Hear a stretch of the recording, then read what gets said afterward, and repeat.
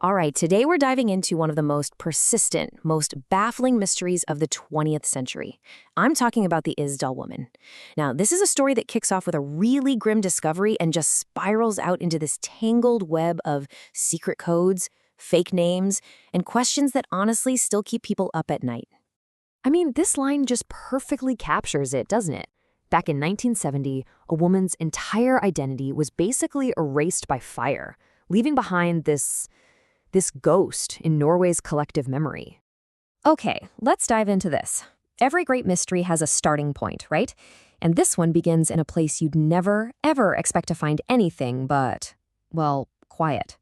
So the basic facts are pretty stark. It's November 1970. Some hikers are out in this remote valley called Isdalen, which literally means ice valley, and they find the partially burned body of a woman. There's no ID, nothing. And everything that might have told them who she was, it was all deliberately removed, wiped clean. An anonymous body in the middle of nowhere. I mean, you couldn't write a better start to an impossible puzzle. But, the fact that she was a Jane Doe, that was just the beginning. As investigators started to dig in, the case went from a tragic discovery to a genuinely baffling puzzle. The few things they did manage to find only made the whole thing weirder. So, get this, the police eventually tracked down some suitcases she left at a train station. And inside, it's like a spy movie starter kit. There are wigs, non-prescription glasses, basically a bunch of disguises. There are multiple passports, all with different names, and then there are these coded notes. When they finally cracked a bit of the code, it just seemed to be a list of places she'd been, just dates and city names. So, nothing that screams crime. But everything about it just felt deeply suspicious. And that's really the heart of it, isn't it? You'd think that every new clue would help fill in the picture. But in this case, all the new evidence, from forensic breakthroughs years later to witness sightings, it didn't give her a face. It just sharpened the edges of this chilling silhouette, a figure defined only by her secrets.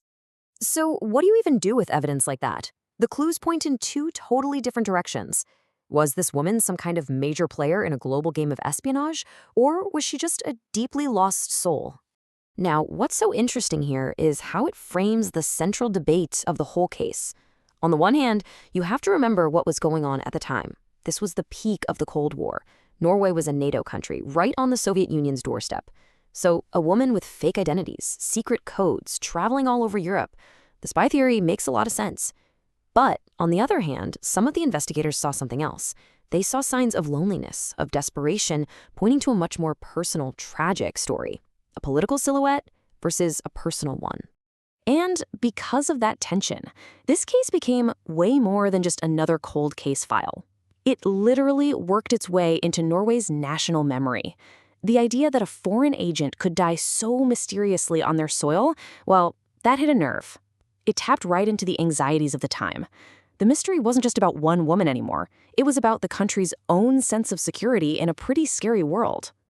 Okay, so decades have gone by. Technology has made these incredible leaps. I mean, they've done isotopic analysis on her teeth, which can suggest where she grew up, maybe somewhere in Central or Eastern Europe. But here's the wild part. Even with all our modern forensics, the biggest, most fundamental questions, they're still just hanging there, completely untouched by time. And this just puts it perfectly. The initial events, the spark, was finding a body in 1970.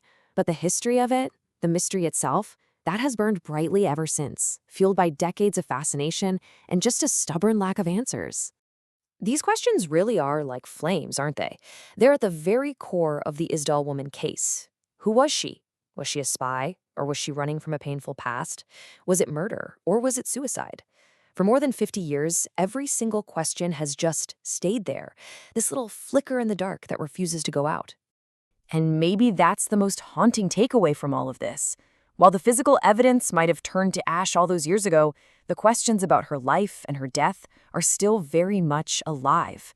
They challenge our need for a neat ending and remind us that some mysteries, well, they're just destined to stay unsolved, their questions echoing on forever.